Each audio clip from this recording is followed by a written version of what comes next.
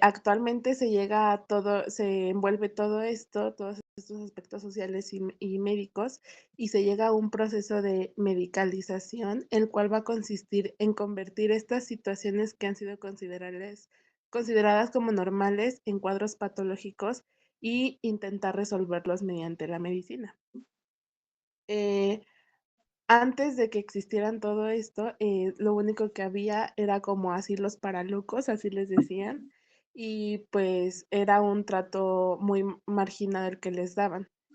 A partir de esto, en Europa, a principios del siglo XIX, van a empezar a surgir más centros en los que ya va a haber pues médicos más especializados en intentar resolver estos padecimientos mentales.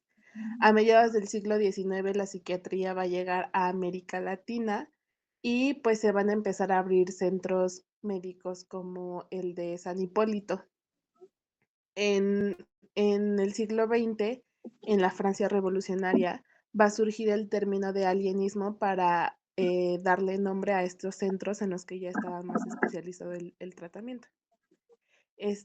Aquí puse a Philippe Pinel, que es considerado como el padre de la psiquiatría moderna, y justamente él va a ser el que va a decir que en este tipo de asilos, pues se les debería de dar un trato más humanitario a las personas. La siguiente, por favor.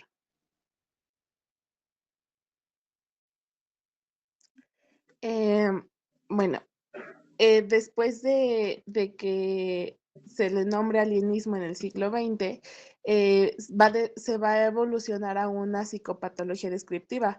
Esta nueva rama es la que busca como que describir los padecimientos mentales que se están observando. Esto contribuyó mucho a la psiquiatría porque pues ya había como una narración de estos padecimientos y pues ya era más fácil entenderlos. Y como tal, la psicología pues se va a desarrollar a partir del siglo XX, durante todo este siglo. La siguiente, por favor. Bueno, durante la Edad Media vamos a tener diversas percepciones, más que nada la religiosa.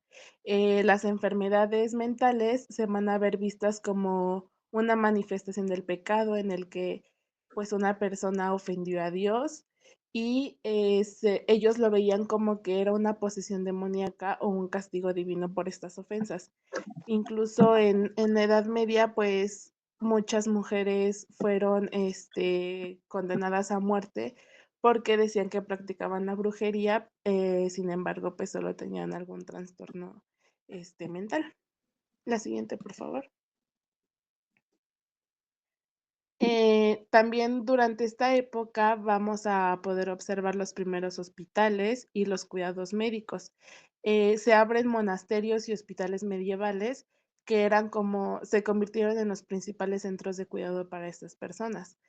Sin embargo, pues se seguía viendo como desde el punto de vista religioso y a los pacientes se les ponían como castigos, ¿no?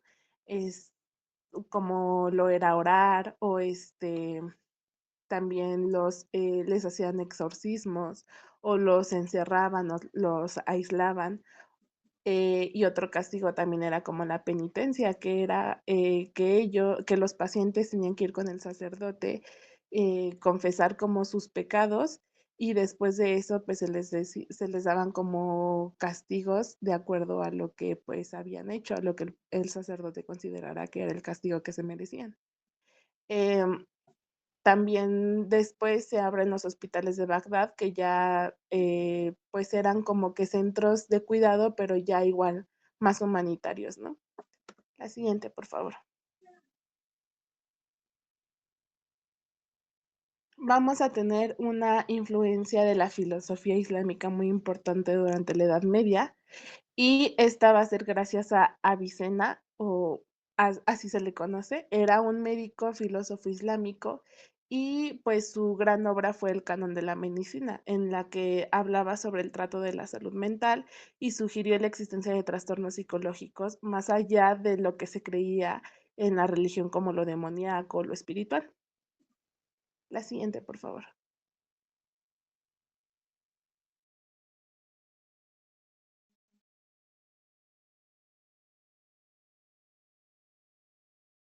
¿Sí se me escucha ahí? ¿Sí,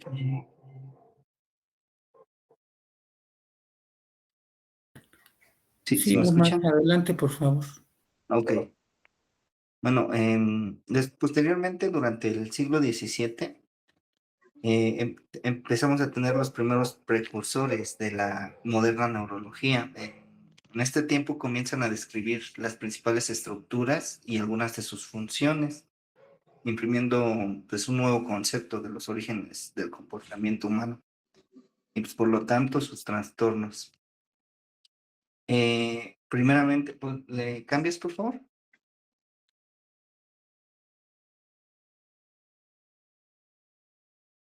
La que sigue. Primeramente vamos a tener a Thomas Willis. Él publica Cerebri Anatomy y describe varias estructuras como el polígono vascular, que lleva su nombre, Thomas Siderman. Este personaje realiza los primeros estudios histológicos cerebrales y se atreve con una explicación, reconociendo además de la existencia de ambos sexos, que en este momento solo se creía posible en la mujer. Después tenemos a otro personaje que es René Descartes, por favor. René Descartes publica en 1649 su Traité des Passions de l'âme, que es el Tratado de las Pasiones del Alma, y en este describe que la glándula pineal es el órgano del asiento del alma. En esta glándula la sangre se convierte en espíritus animales que se extienden después por todo el sistema nervioso, eso es lo que él escribía. En este contexto, pues surgen las primeras propuestas terapéuticas, la locura en cualquiera de sus variantes, manía, melancolía, histeria, hipocondria, etcétera, que son la expresión de un conjunto de debilidades corporales que se corrigen con métodos de supuesto fortalecimiento del sistema nervioso. Aunque en este momento persiste un complejo entremado entre lo moral y lo insano, aún no validaban bien a este personaje.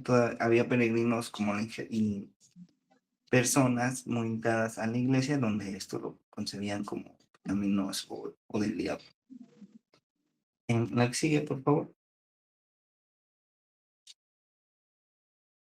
Después tenemos esto ya es en el siglo XVIII, tenemos a un personaje que se llama George Ernst Stahl.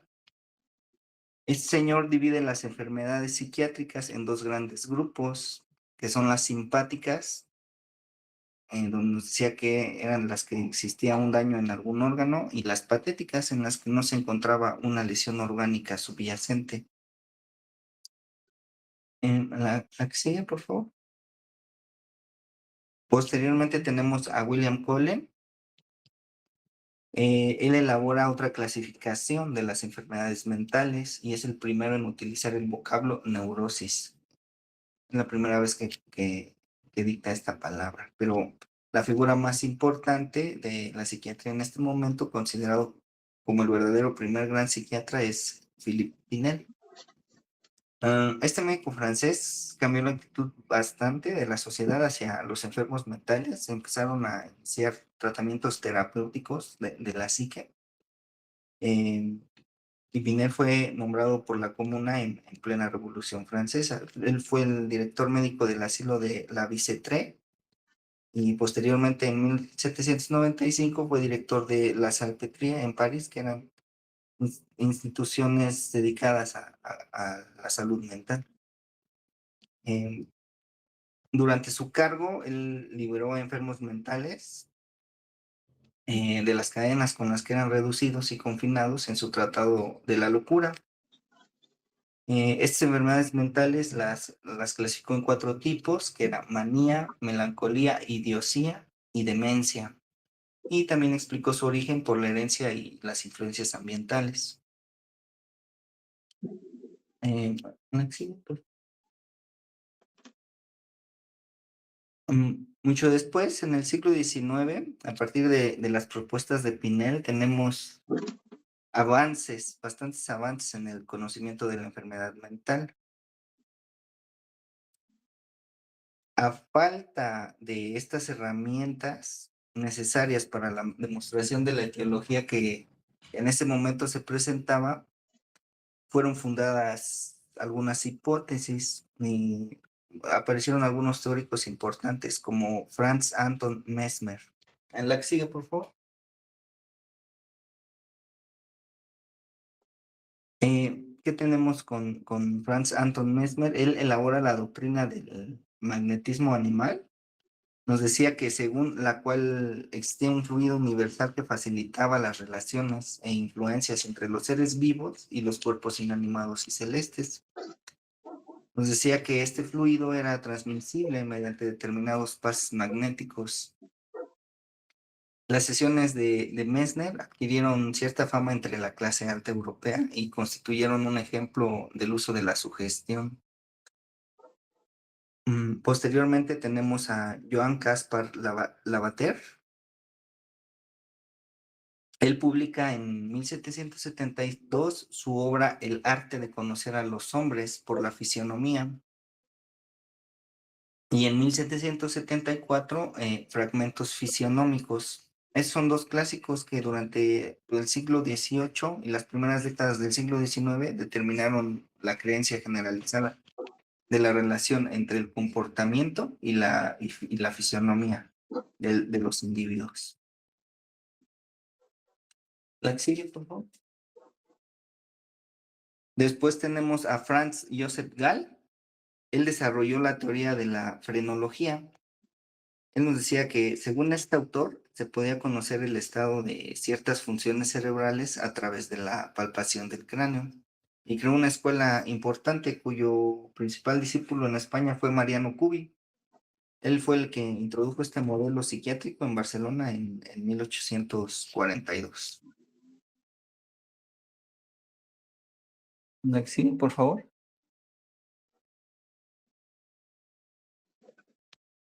Sigue. Tenemos algunos otros personajes. Tenemos que, dentro de los clínicos que hay que destacar estas figuras, es Jean-Martin Charcot. Este personaje elaboró varios estudios sobre los fenómenos de la hipnosis y la histeria, junto con Wilhelm Wundt. Fue un fisiólogo y filósofo, creador del Leipzig, del primer laboratorio de psicología experimental. Aunque había otros personajes que eran menos reconocidos, también se destaca en este siglo un personaje que se llama Pierre Janet. Él fue el autor de Contribución à l'étude de Accidenta Mentals, que significa tesis doctoral dirigida por el propio Charcot. Tuvo algunos trabajos sobre automatismos, sonambulismo y realizó algunos recopilados a través de los inicios del siglo XX en su obra más trascendente, que fue Les Medications Psychologiques. Al final, este personaje protagonizó un enfrentamiento con Sigmund Freud, de lo que más se le recuerda sobre sus teorías que eran psicoanalíticas y simbólicas. Sigue, por favor.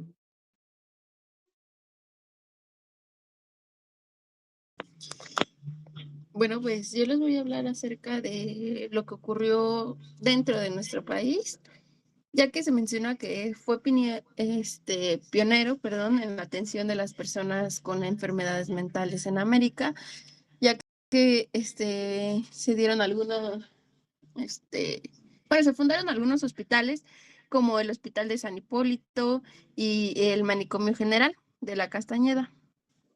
Aunque en sus inicios los conocimientos y las terapéuticas que se empleaban eran limitadas, pues gradualmente fueron surgiendo avances de lo mismo, de cómo mejorar la atención. Y también voy a mencionar algunos de los médicos que fueron más importantes en nuestra historia en México. Como bien les decía, México pues se adelantó a otros países del continente americano en la atención hospitalaria de los enfermos mentales. En 1566, Fray Bernardino Álvarez fundó el Hospital de San Hipólito, que fue el primero en su género dedicado al cuidado de los enfermos de alguna patología mental.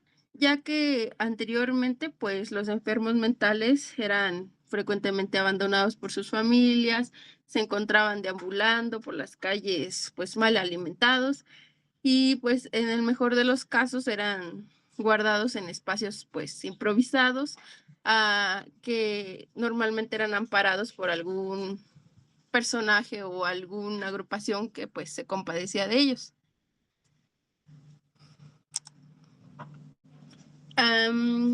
Como ya lo mencionaron mis compañeros, algunos de los hechos importantes que también ocurrían a la paralela fue en 1783, donde Felipe Pinel liberó de las cadenas a los pacientes del asilo de Bicêtre y a los pacientes internados en el hospital de Salpêtrière en París, ambos. Y pues estableció ahí el tratamiento pues con una base moral. En 1910, antes de que se estallara la Revolución Mexicana, el presidente Porfirio Díaz inauguró en los terrenos de la Hacienda La Castañeda, en el sur aquí de la Ciudad de México, el Manicomio General. Este edificio pues tenía pues sí, generalidades o aspectos arquitectónicos que eran pues de la época. La Castañeda fue cuna de la psiquiatría pública en México y aun cuando pues se carecía de los conocimientos y de los recursos terapéuticos efectivos en ese momento, la atención que ahí se presentaba pues no era necesariamente inferior a la que se ofrecía en otros países, pero simplemente pues no había más opciones.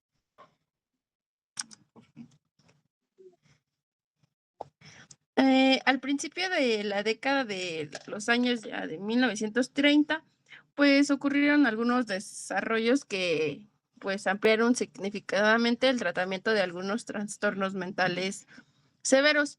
Por un lado, Haeckel en Viena introdujo el uso de la insulina para pues producir estados comatosos en el tratamiento de la psicosis o de algunas esquizofrenias. Por otro lado, von Meduna en Budapest desarrolló la introducción de las crisis convulsivas con metrazol con el propósitos similares para inducir las crisis convulsivas. Un poco después, Sertelli y Vieni en Roma desarrollaron pues una nueva técnica que fueron el electrochoque. Fue una técnica que se empleó de terapéutica. Mientras tanto, aquí en México, como consecuencia de la Guerra Civil Española y como parte de este injerto formidable de personajes que llegó, hubo implemento de algunas nuevas terapéuticas como Moniz, que realizó la primera lobotomía, dando así lugar a la psicocirugía.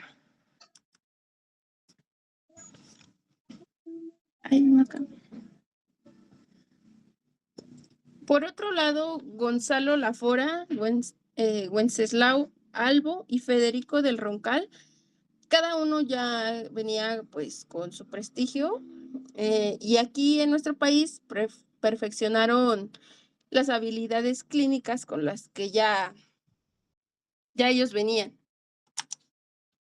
En 1940, Dionisio Nieto, quien desarrolló pues una gran parte de sus trabajos en el hoy Instituto de Investigaciones Biomédicas de la Universidad Nacional Autónoma del México, sobresalió en el campo de la psiquiatría biológica y también trabajó en el área clínica en el manicomio de la Castañeda. Algunos de sus principales alumnos y colaboradores fueron Agustín Caso y Augusto Fernando Guardiola.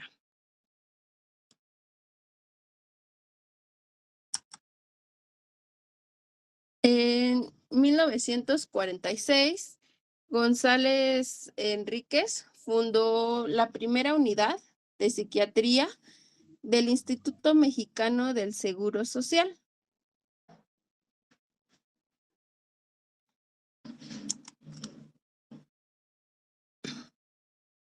Además, también Samuel Ramírez Moreno sobresalió en la docencia, quien también fue el primer director de salud mental en la Secretaría de Salubridad y Asistencia, y quien siempre estuvo al tanto de los avances de la psiquiatría, tanto en Europa como en Estados Unidos. Fundó un hospital privado con adiestramiento clínico para los médicos que en ese momento estuvieran interesados en hacer la especialidad en psiquiatría. Y también este médico alentaba a sus alumnos a que culminaran o se fueran a completar sus estudios en el extranjero. También fue secretario general de la UNAM. En 1952, Raúl Fournier Villada, director de la Facultad de Medicina de la Universidad Nacional Autónoma de México, y también fue un promotor de la medicina psicológica. Separó los programas de enseñanza en ese entonces de neurología y la psiquiatría, convirtiéndola ahí en una disciplina independiente una de la otra. En 1955, a iniciativa de Alfonso Millán, se creó la propia facultad, en la facultad, el Departamento de Psicología Médica, Psiquiatría y Salud Mental, como parte de una reforma a orientar a la enseñanza de la medicina con un sentido psicológico y humanístico. También durante esta misma década se desarrollaron los primeros tratamientos farmacológicos con fenotiacinas e inhibidores de la monoaminoxidasa, que fueron mucho más eficaces para las principales patologías mentales como la esquizofrenia, la depresión, los trastornos de ansiedad, entre otros. Esto de la psicofarmacología, pues cambió radicalmente el pronóstico de muchos enfermos en ese entonces y mejoraría la posibilidad de reintegrarlos nuevamente a la sociedad y a sus familias. Entre 1960 y 1970, la Secretaría de Salubridad y Asistencia estableció una red de 11 hospitales, de los cuales 9 de ellos eran hospitales granjas, en sustitución al que ya en ese momento era obsoleto y sobrepoblado manicomio general. Estas nuevas instalaciones representaron un avance, aunque pues ciertamente no lograron consolidarse todas, pero destacan hasta el día de hoy el Hospital Fray Bernardino Álvarez y el Hospital Psiquiátrico Infantil Juan N. Navarro.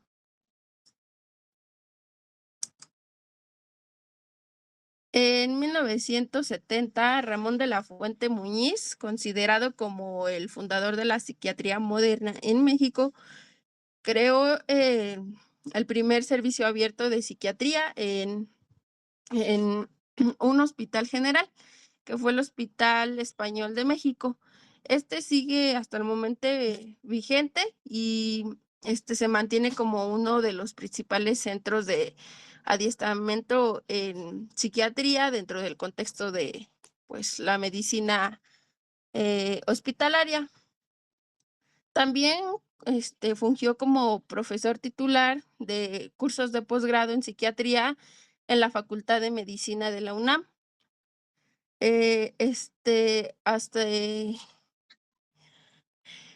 Fue nombrado profesor emérito y doctor honoris causa por la misma universidad. En 1979 fundó el Instituto Mexicano de Psiquiatría, ahora llamado Instituto Nacional de Psiquiatría, que también pues lleva su nombre, Además de eso, creó la revista Salud Mental, que es un órgano oficial del instituto que es acreditada y reconocida internacionalmente, pues después de 37 años de haberse publicado de forma interrumpida. Y pues eso sería todo de nuestra parte. Bueno, muy bien. Muchas felicidades. Estuvo muy interesante su presentación, la visión general que dieron primero de lo que sucedió en el mundo y después aterrizar el tema en nuestro país. Me pareció muy interesante. ¿Algún comentario o aportación o duda que tengan los compañeros que no sean del equipo 1?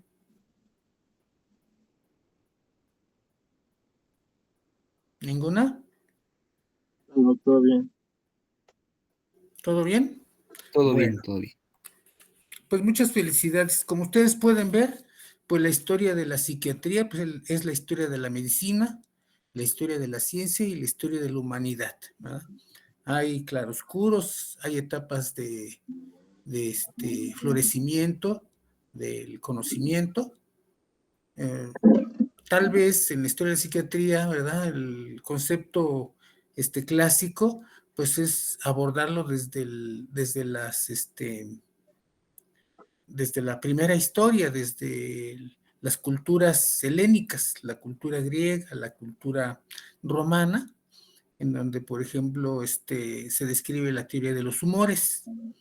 Pero creo que así como lo abordaron desde el siglo XVI, siglo XVII, me parece que es donde realmente ya se puede ver que existía una intención de relacionar ciertas manifestaciones mentales.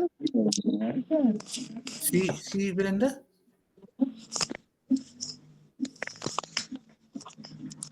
Brenda, ¿quieres comentar algo? No, perdón. Ah, es que está abierto el micrófono. Ah, ok.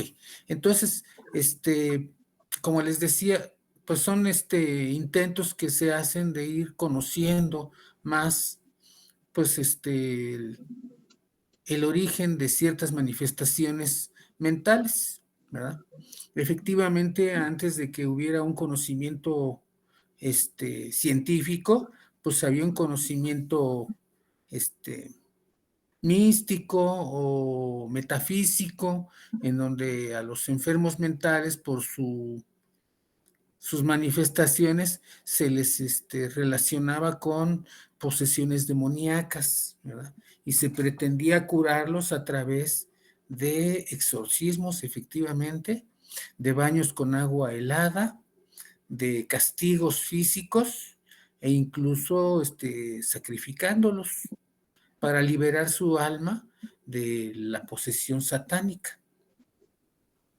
Eso ha cambiado, aunque debo decirles que en la actualidad, cuando un paciente llega con el psiquiatra por primera vez, pues ya recorrió un buen camino con el curandero, con el chamán, con el brujo, con una serie de personajes, ¿verdad? Que pues en algunas ocasiones posiblemente algunos procesos neuróticos logren revertirlos, pero que cuando un paciente, por ejemplo, con una psicosis crónica como una esquizofrenia, pues obviamente pues no lo van a poder curar, entre comillas, ¿verdad? Y entonces termina pues con nosotros, con los psiquiatras, que tampoco lo vamos a poder curar, pero sí podemos ya en la actualidad controlar bastante bien sus síntomas a través de una medicación dirigida a precisamente cada una de las patologías psiquiátricas. Entonces, pues esa es la historia de la psiquiatría. Es una disciplina relativamente joven, ¿verdad? Tendrá un poco más de 100 años. Y bueno, pues yo creo que lo más importante y lo mejor de la psiquiatría, pues es lo que está por venir, porque hay algunos conceptos que se visualizan para el futuro de esta especialidad médica, ¿verdad? Lo que es la psiquiatría de precisión, que es precisamente tratar de incorporar conceptos de la medicina genómica para la atención de los trastornos mentales, la psiquiatría de enlace, que trata de llevar la asociación entre el psiquiatra y otras especialidades médicas a niveles mucho mejores de coordinación para beneficio del paciente, y lo que es la neuropsiquiatría, ¿verdad? Curiosamente, decían sus compañeros en la presentación que por ahí de los años 50 del siglo pasado, ¿verdad? Hubo, me parece que dijeron que fue Samuel Ramírez el que dividió la neurología y la psiquiatría y creó a la psiquiatría como una especialidad médica aparte. Y en la actualidad hay una escuela que trata de volver a juntar a esas especialidades en una sola y que se llama neuropsiquiatría, ¿verdad? Obviamente todo esto va a llevar una serie de resistencias porque, bueno, pues hay quien dice que son cosas completamente diferentes. Aunque el sustrato pues es el mismo, ¿verdad? Porque se trabaja en el mismo órgano blanco. Tanto los procesos neurológicos como los procesos psiquiátricos pues se dan en el sustento en el sustrato, perdón, de la neurona, ¿verdad? Y de la correlación que existe entre las diferentes estructuras del cerebro. Pero bueno, pues ya veremos más adelante, ¿verdad? Ya les tocará a ustedes en algún momento ver o describir o participar de esta unión que se dé nuevamente entre lo que es la neurología y la psiquiatría, o ver si van a seguir funcionando como especialidades diferentes, ¿verdad? Bueno, pues muchas felicidades al equipo 1, estuvo muy interesante su presentación. Esperemos que así todos los equipos se pongan a trabajar y presenten igual sus temas. Para la próxima clase, que es el próximo viernes, el equipo 2, si están por ahí, Ivonne, Dylan y Guillermo Vázquez, por ahí están.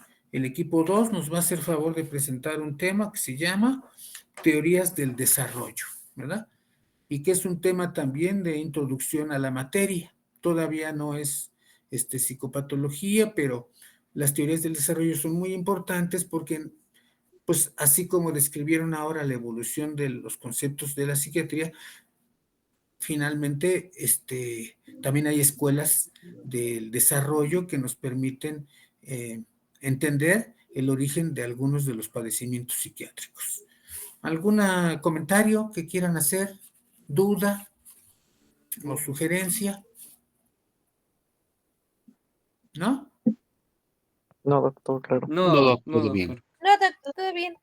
Bueno, entonces recuerden lo que les comenté antes de que empezara